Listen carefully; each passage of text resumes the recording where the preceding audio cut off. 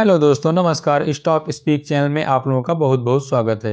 यदि हमारे चैनल पर नए हैं तो कृपया कर वीडियो को लाइक कर दें और चैनल को सब्सक्राइब कर लें और बेल आइकन को प्रेस कर ऑल सेलेक्ट कर लें, जिससे आने वाली वीडियो का नोटिफिकेशन सबसे पहले आपको मिले। दोस्तों नमस्कार, फिर से स्वागत है एक बार नए वीडियो में। तो सेबी क्या नियम लेकर के आई है म्यूचुअल फंड और स्टॉक ब्रोकर के बारे में, उसी के बारे में आज हम बात करने वाले हैं। तो दोस्तों चलो स्टार्ट कर लेते हैं आज का वीडियो। तो सबसे पहले जान लेते हैं कि इस नियम का उद्देश्य क्या है, यानी जो सेबी नियम लेकर के आई है उसका उद्देश्य क्या है। उसका उद्देश्य है कि पूंजी बाजार में नियामक सेबी ने म्यूचुअल फंड और डीमैट खाता धारकों में नामांकन को संभालने के लिए नया नियम पेश किया है। इन बदलावों का जो मेन उद्देश्य है वो बाज़ारों में जो बिना दावे की संपत्तियां हैं उनको कम करना है। यानी कि बहुत से लोग होते हैं कि उसमें नॉमिनी रजिस्टर्ड नहीं होती है, जिस कारण क्या होता है, अगर खाताधारक की मृत्यु हो जाती है तो उनकी संपत्ति पर कोई दावा करने वाला नहीं होता। तो उसी को लेकर के सेबी ने नया नियम बनाया है। इस नियम से क्या फ़ायदा होगा कि म्यूचुअल फंड या डीमैट अकाउंट खाताधारक की मृत्यु के बाद परिसंपत्तियों के हस्तांतरण की प्रक्रिया को सरल बनाने पर केंद्रित है, साथ ही पारदर्शिता और जवाबदेही सुनिश्चित करना है।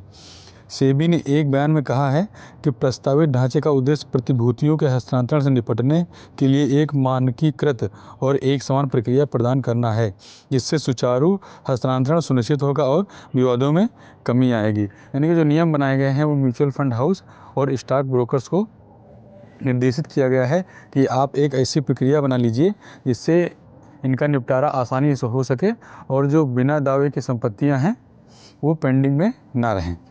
क्या होगा यदि खाता धारक की मृत्यु हो जाती है, यानी कि जो म्यूचुअल फंड में और स्टॉक में पैसा इन्वेस्ट कर रखा है या इस प्रकार की जिस भी परिसंपत्तियों में पैसा इन्वेस्ट है, अगर उसकी मृत्यु हो जाती है तो क्या होगा। नए नियमों के अनुसार संयुक्त खातों के मामले में जीवित खाताधारक को स्वतः ही संपत्ति मिल जाएगी। यदि सभी संयुक्त खाताधारकों की एक ही समय में मृत्यु हो जाती है तो नॉमिनी व्यक्ति को संपत्ति प्राप्त होगी। यानी कि इसका मतलब क्या है, यदि कोई जॉइंट खाता धारक है, यानी कि म्यूचुअल फंड या फिर स्टॉक ब्रोकर में जॉइंट खाता धारक है, तो अगर एक की मृत्यु हो जाती है तो दूसरे को परिसंपत्ति आसानी से मिल जाएगी, उसमें कोई भी लिखा पढ़ी करने की आवश्यकता नहीं है। यदि एक साथ दोनों को मृत्यु हो जाती है तो जो भी उसमें पहले से नामांकित है नॉमिनी जो होगा उसको संपत्ति मिल जाएगी।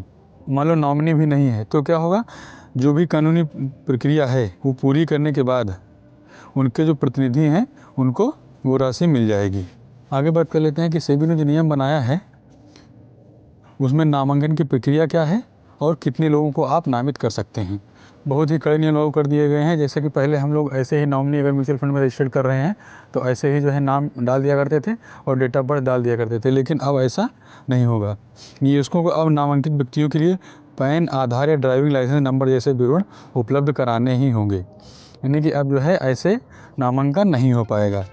निवेशक अधिकतम 10 नामांकित व्यक्तियों का नाम पता बता सकते हैं और अपनी परिसंपत्तियों को उनके बीच विशिष्ट प्रतिशत में विभाजित कर सकते हैं। जो लोग किसी को भी नामांकित नहीं करना चाहते हैं उनके लिए सेबी ने प्रक्रिया को सख्त बना दिया है, जिसमें या तो भौतिक स्वीकृति या वीडियो रिकॉर्डेड पुष्टि की आवश्यकता होती है। यानी कि अब ये हो गया है कि आप जो है नॉमिनी के रूप में 10 लोगों को रजिस्टर्ड कर सकते हैं, लेकिन यदि आप किसी को नॉमिनी के रूप में रजिस्टर नहीं करना चाहते हैं तो उसके लिए आपको भौतिक रूप से या फिर वीडियो रिकॉर्डिंग के माध्यम से पुष्टि करनी होगी कि हम नॉमिनी किसी को नहीं बनाना चाहते हैं। और नॉमिनी बनाने के लिए आपको जिस व्यक्ति को आप नॉमिनी बना रहे हैं उसको ड्राइविंग लाइसेंस, पैन का विवरण भी उपलब्ध कराना पड़ेगा। आगे नियम है, अगर खाता धारक परिचालन करने में असमर्थ हो जाता है तो क्या नियम है।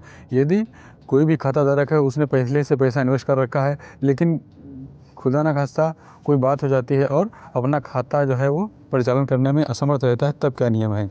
जो खाताधारक अक्षम होने के कारण अपने खातों का परिचालन करने में असमर्थ हैं, सेबी ने म्यूचुअल फंड कंपनियों, डिपॉजिटरी और अन्य विनियमित संस्थाओं से कहा है कि वे एक मानक प्रक्रिया बनाएं जिससे किसी अन्य व्यक्ति को अक्षम खाताधारक की ओर से कार्य करने की अनुमति मिल सके।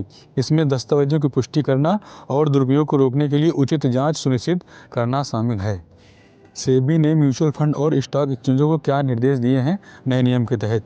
तो नियामक ने सभी म्यूचुअल फंड, स्टॉक एक्सचेंज और अन्य बाजार सहभागियों को इन परिवर्तनों के लिए तैयार रहने और फरवरी 2025 तक नए नियमों का अनुपालन करने को कहा है तथा नए मानदंड 1 मार्च 2025 से प्रभावी होंगे। तो दोस्तों, आज का था ये वीडियो और आज की ये जानकारी थी। आपको ये जानकारी कैसी लगी? अगर वीडियो अच्छी लगी हो तो वीडियो को लाइक कर दें और हमारे चैनल को सब्सक्राइब कर लें। मिलते हैं नेक्स्ट वीडियो में, तब तक के लिए धन्यवाद।